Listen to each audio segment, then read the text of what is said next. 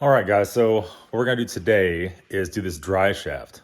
You saw in the last video we did the transmission mount press in. It was kind of a nightmare. So I had the right stuff. Finally got the right parts. Got that all done. The next step where we could put the foil shield and the exhaust back in is do the drive shaft carrier bearing. So let's flip you around. Let's show you a little bit about it. Hopefully this makes this job really easy for you guys to do. This is a little bit different than a lot of these. The very first thing you have to do before you replace the carrier bearing is check all your U-joints. Make sure they're all functioning correctly. Make sure there's no rusty brown dust coming out of them. That one seems really good. That one's really good. No issue at all. And then a lot of them have a nut in here. This type does not have that. This has a slip yoke right here, which you gotta take that nut loose. There is a locking, what the hell do you call it? Clip inside there. So let's get we're on the phone today, so let's get a little stand set up for the phone and we'll get you right in here when we're doing it. So there's a couple things we're gonna do here. I don't have a wrench big enough to take this off, which is gonna be typical. Let's see if it'll come loose without spraying it or anything. We just have our, oh boy, got our West Virginia socket set here. And that's just enough to do it. Actually, I just went through and bought a bunch of bigger wrenches up to 32 mil, but it's just not big enough. To be totally honest, I would have bought bigger. We just don't have the wall space anymore. This place is getting full of tools quickly. I'm not sure what we're gonna do about it once it fills up. All right. That off like so, a little plastic bushing.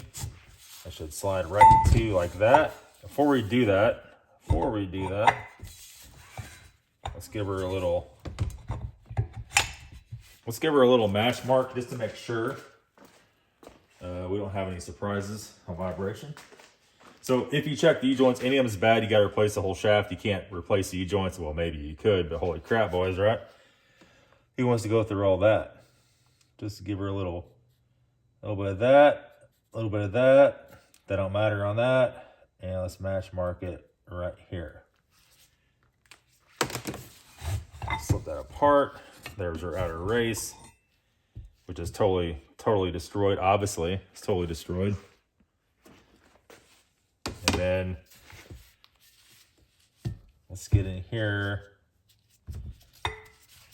This should come out.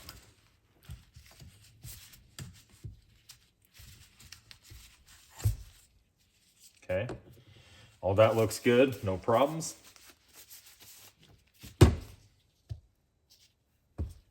Just kind of threw a piece of pegboard down just to keep them gouging up her rubber surface, courtesy of Harbor Freight.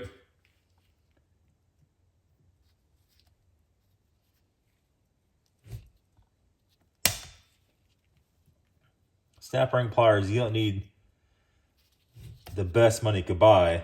You just need some pretty good ones, right? And the last ones I had were not pretty good ones at all. We might have to pry this apart.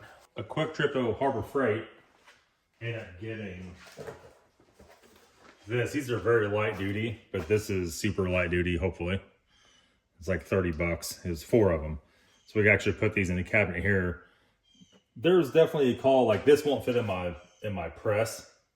The way my press blocks are, if you had different blocks maybe.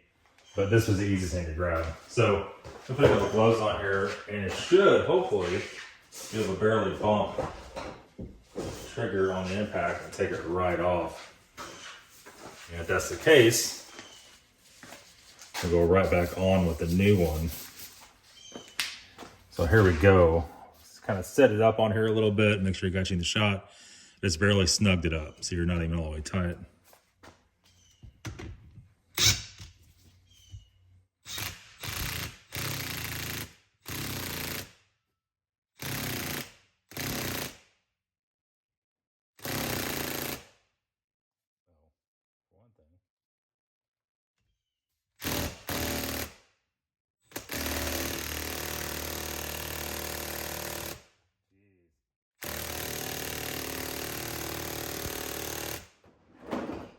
It's moving. Knocking all my stuff over here, boys.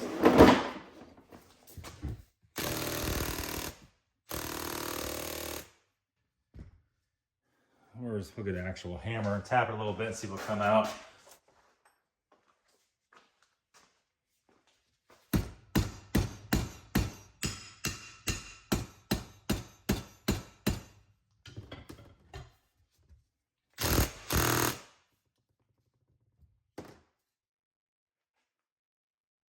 Like we're definitely in a danger level here. It's moving.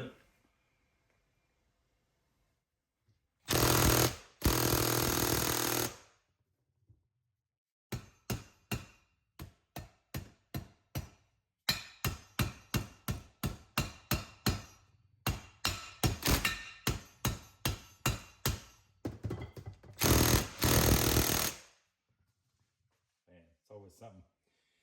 Also, some of the issue is the bearing itself is getting stuck.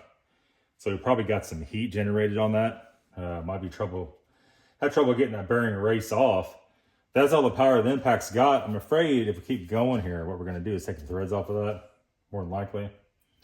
The big press is what's needed. I just don't have the right pieces to do that. So let's go a little bit more.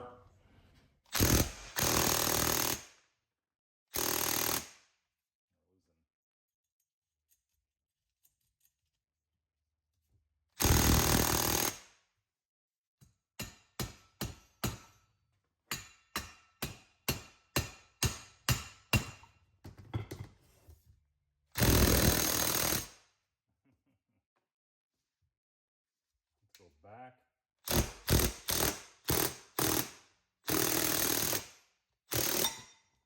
We already run it. Oh, we did already run it? Oh, awesome. So probably what's happened, it probably actually wasn't that tight, but more than likely, as soon as you start tightening this up, get rolled the threads on this guy.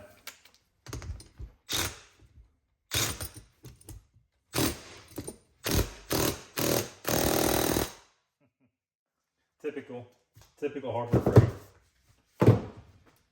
It did move about a 1/4 inch, so it is free. Just a small task, guys. Thought I'd show you guys, take you along for the ride. Shows you how to put the dry shaft carrier bearing in. Also shows you the struggle of the whole situation. Trying to get anything that works, any kind of decent parts, is near impossible.